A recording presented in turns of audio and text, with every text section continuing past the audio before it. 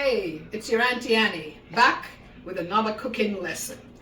Today we're going to make one of Jamaican's favorite dish. It's a one-pot dish called seasoned rice.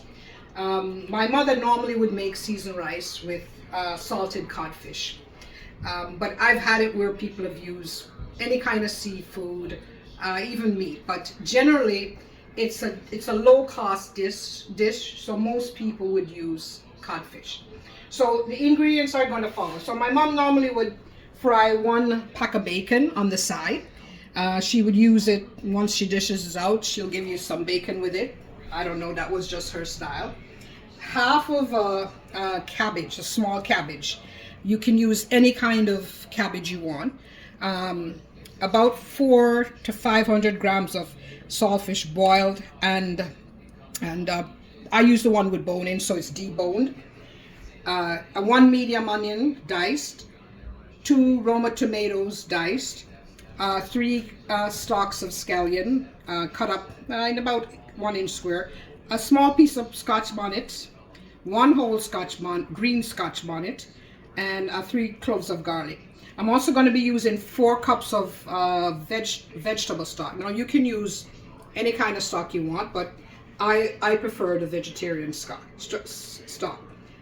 Plus I'm going to use about 1/4 cup of ketchup. I'm going to use a little bit of black pepper, a little bit of garlic powder, and a little bit of touch of sugar.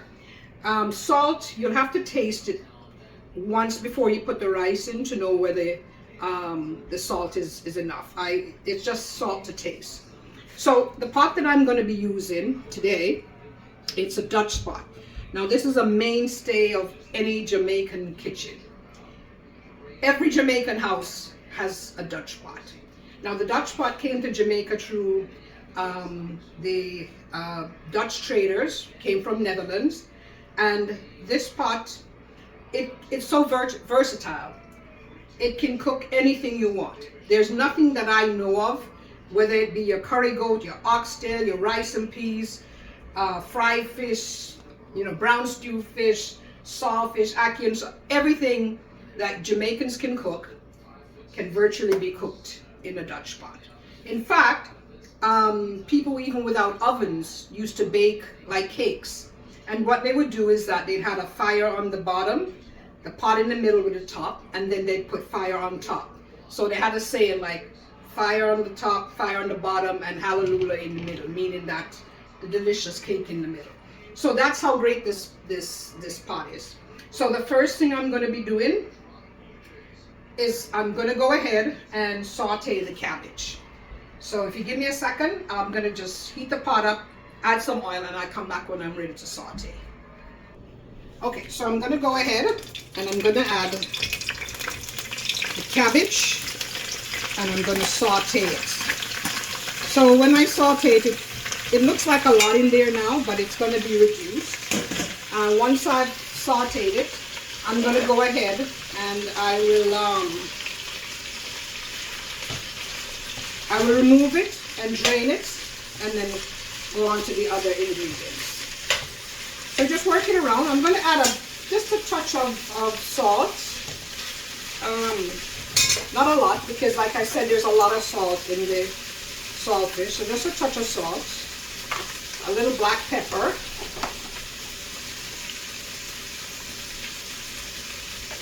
And a little bit of garlic powder.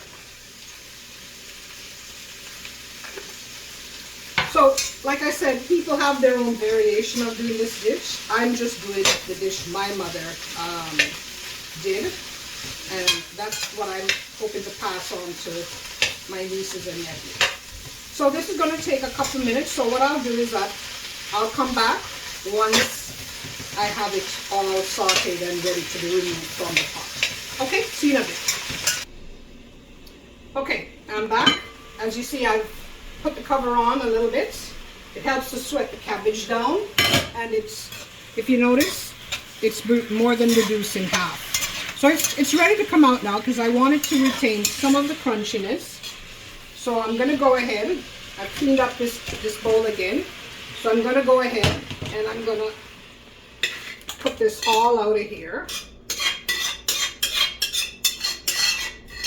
Sorry for that scraping noise, but I want to make sure I'm getting all the cabbage out.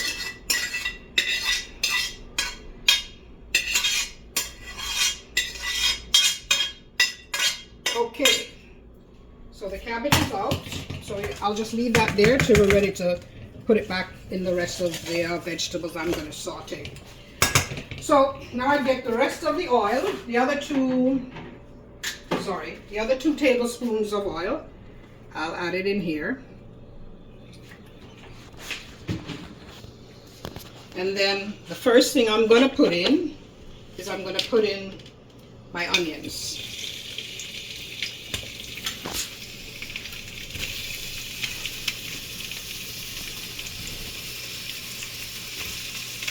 And I'm going to just stir them around for just a quick second. Not really softening them yet, but just a quick second. Then I'm going to go ahead and add my garlic. And I will add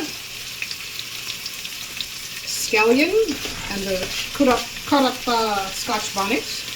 Add to that. So I'll give them a nice little stir here.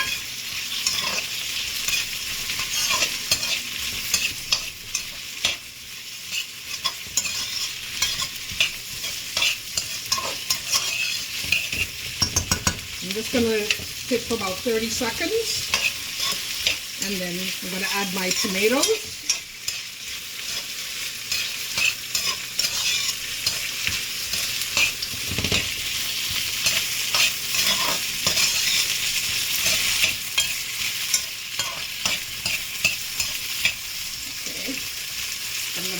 Tomatoes now. Add the tomatoes. At this point, I'm going to add a little bit of black pepper, a little bit of garlic, and just a touch of salt. As I said, I don't want to overuse the salt because saltfish is very salty, although it's been boiled a little to take out some of the salt. So I'm going to stir that, and I'm going to cover this for about almost 2 minutes and let it cook down a little bit before adding the saltfish. So I'm going to go ahead and do that, and then I'll be back in a few minutes and we'll go ahead and add the saltfish in. Okay. Okay, so I'm back. Just giving this a stir. See how it is. It's almost ready. I'm going to give it just about 30 seconds more. Then I'm going to add my codfish and then my tomato ketchup. Okay, be back in 30 seconds. Okay, alright, so I'm back, and as you can see, vegetables soften, tomatoes are softening nicely. So I'm going to go ahead now and I'm going to add our codfish. Now usually if I'm using codfish for ackee or to cook up like this, I'm generally just boil it about 2 or 3 times to get as much salt as I can. But with the seasoned rice, I'm going to need to retain some of it. So I only boil it, I boil it once. So as you can see, everything's getting nice incorporated there. I'm going to go ahead. And I'm going to just put the cover on just for about 30 seconds.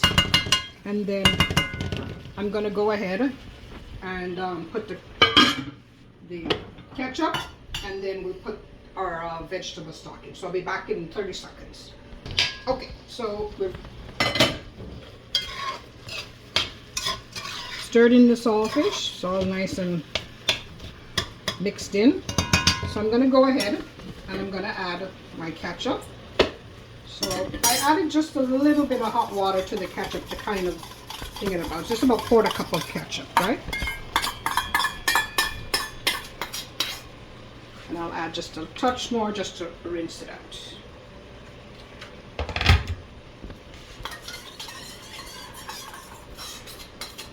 There we go.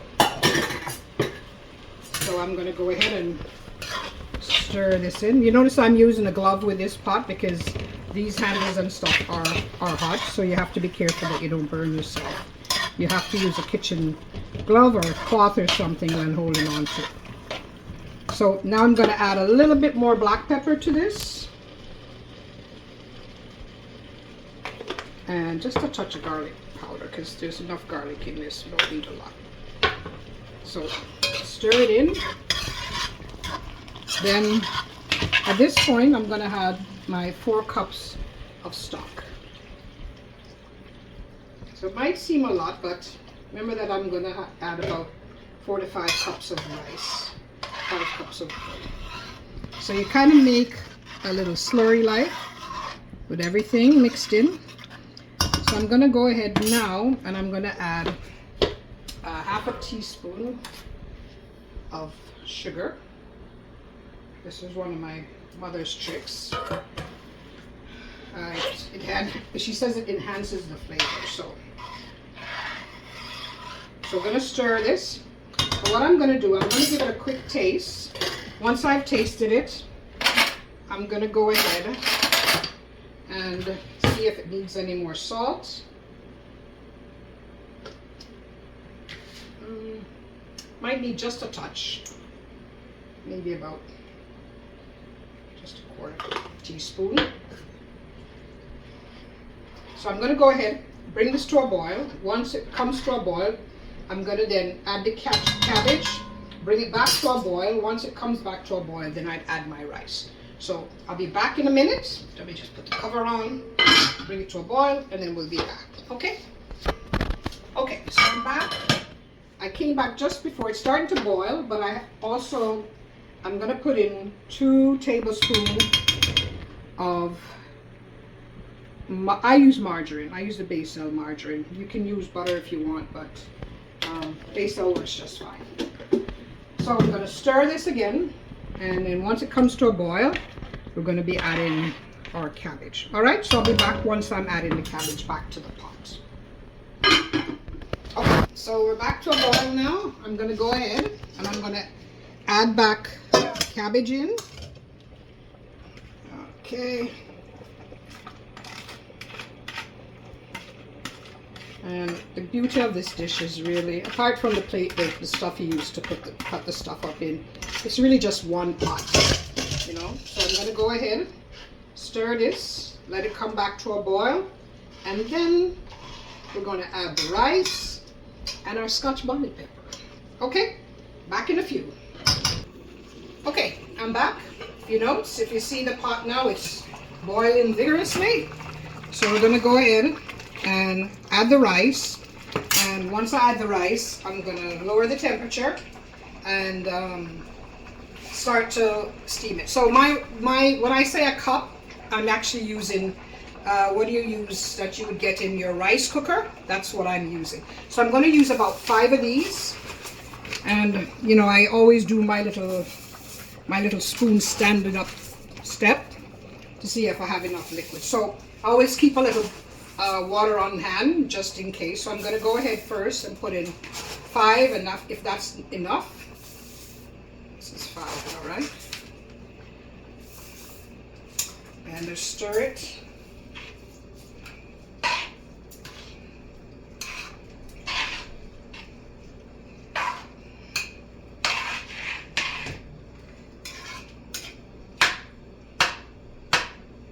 And see, spoon stood up, so we're good to go. So what I'll do is cover it for about a minute and let it come back to a boil. Then I'll put it on a low flame. Once the water has evaporated, I'll go ahead. My mom always put a piece of foil on the top and to help it to steam faster and more evenly. Okay, so be back in a minute. Okay, so everything is boiling up nicely. Give it a good stir. And at this point, we're going to add our Scotch Bonnet in here. And I'm going to give it another maybe 30 seconds and then just turn it down low and let it sit. Now, the problem with this Dutch pot, as you can see, if you were using like a gas stove or something, it probably would fit better.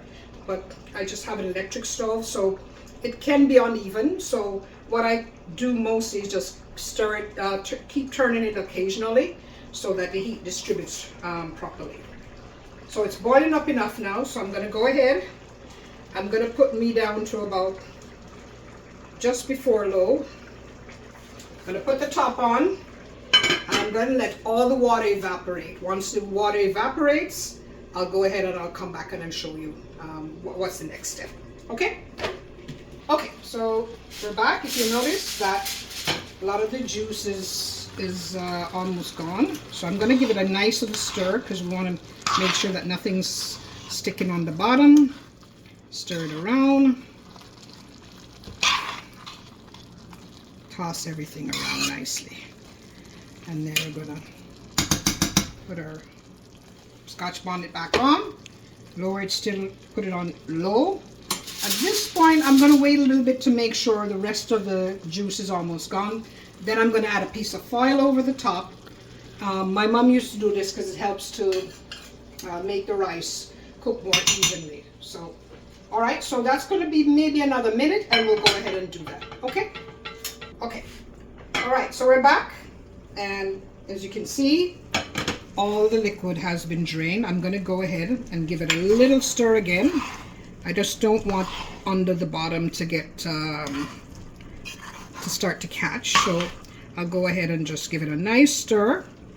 And fire set to low. I'm going to go ahead, put the pepper back in, and then I'm going to go ahead and add the piece of oil and put the cover back on. So the rice will take about 20 minutes before it's completely cooked. So in the meantime, you can go ahead and clean up the kitchen so that all we have left is the one pot to clean. Okay, so I'll be back once it's done, and we'll go ahead and show you the final results. Okay? Okay, we're back. So we're going to check on this rice and see. Ooh, smells nice. It's out of the way. Be careful, and everything is hot, steamy. I'm going to give it a nice stir. Looks like it's almost done. Maybe about a couple minutes more. So we're just going to stir this around. Stir this around.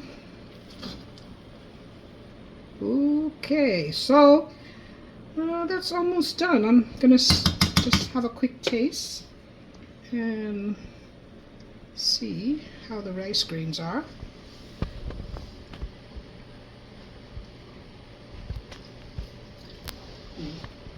Yeah, could be about 5 minutes more, but if you see how beautiful this is, you see a little bit of the tomatoes, the cabbage, everything's showing up nicely in there. So be back in about 5 minutes and we should be all done and ready to eat. Okay, so final check. Oh my God, this looks delicious. Look at it. Lovely. I'm just gonna give it one more stir, but we're ready to eat. Just gonna grab a nice bowl and put this in there. Look at it, it's delicious. I hope you guys will go ahead and try this recipe. It's not too labor intensive. It's fairly easy and it's delicious. And I know a lot of my siblings, they love this. This is one of their favorite things that Mom made for them. And I'm glad so that I can be able to pass it on to all you youngins, okay? Have a good one till we meet again. Bye-bye.